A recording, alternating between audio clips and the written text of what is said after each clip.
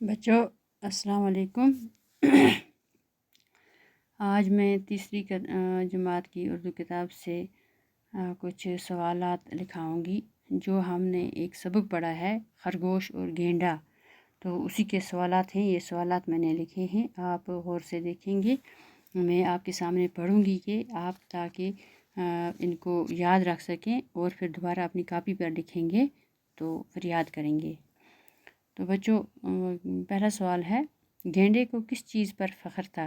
آپ کو معلوم ہے کہ ہم نے سبق پڑھا ہے، گینڈا جو تھا، گینڈا بہت بڑا تھا، گینڈا بہت طاقتور تھا، گینڈا خرگوش کو اپنی طاقت کا بہت قصے کہانیاں سناتا رہتا تھا، تو اس لیے گینڈے کو فخر تھا، بہت فخر تھا۔ کس چیز پر فخر تھا؟ اس کو اپنی طاقت پر فخر تھا۔ تو اس کا جواب میں نے یہی لکھا ہے، گینڈے کو اپنی طاقت پر فخر تھا۔ تو دوسرا سوال ہے، خرگوش نے گینڈے کو کہاں کی سیر کروائی؟ تو آپ جانتے ہیں جب خرگوش گینڈے کے ساتھ کافی وقت گزارا اس نے، تو اس کو لگا کہ گینڈا بڑی بڑی باتیں کرتا ہے، تو اس نے ایک دن ایک ترکیب سوجی اپنی آپ، تو اس نے پھر گینڈے کو دعوت دی کہ آپ آج میرے ساتھ آؤ، میں آپ کو سیر کراؤں گا، جنگل کی سیر۔ تو اس کا جواب ہے، خرگوش نے گینڈے کو جنگل کی سیر کروائی۔ پھر سوال ہے، خرگوش نے گینڈے کے ارد گرد کیا کھود دیا؟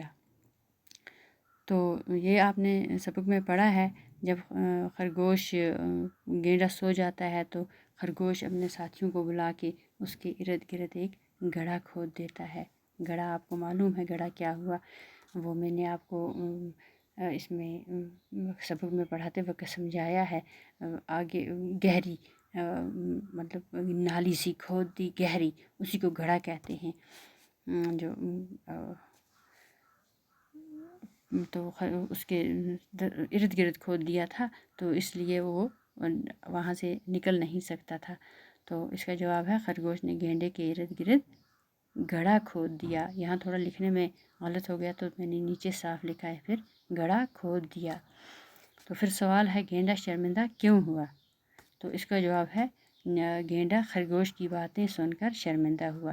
جب خرگوش نے کہا کہ انسان کو عقل سے کام لینی چاہیے، خالی صرف طاقت ہی انسان کو، یا کسی بھی چیز کو، انسان ہو یا حیوان ہو، کوئی بھی ہو، صرف طاقت ہی کے بلبوتے پر ناز نہیں ہونا چاہیے، اپنی طاقت پر ناز نہیں ہونا چاہیے۔ کسی جگہ عقل سے بھی کام لیا جاتا ہے۔ تو اس طرح سے اس نے کہا، خرگوش نے کہا اسے، تو وہ اس کی باتیں سن کر گینڈا شرمندہ ہو گیا۔ تو بچوں، اس کے آگے پھر دوسرا ایک سوال ہے آپ کی کتاب پہ، جو اس نے کالم لکھا ہے، کالم الف کو کالم ب سے ملائیے۔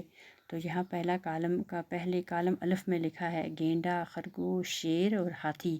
تو دوسری طرف لکھا ہے، پہلے میں ہے بہت بڑا اور بھاری جانور ہے، دوسرے میں بہت سست جانور ہے، تیسرے میں بڑا پھرتیلا اور تیز ہوتا ہے، چوتھے میں لکھا ہے جنگل کا بادشاہ ہے۔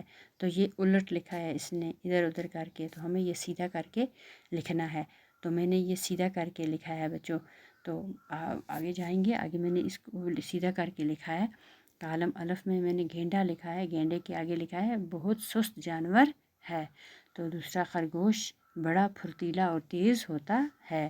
تیسرا جملہ ہے، شیر جنگل کا بادشاہ ہے، ہاتھی بہت بڑا اور بھاری جانور ہے۔ تو بچوں، آج کے لیے اتنا ہی۔ تو مجھے امید ہے آپ یاد کریں گے انشاءاللہ۔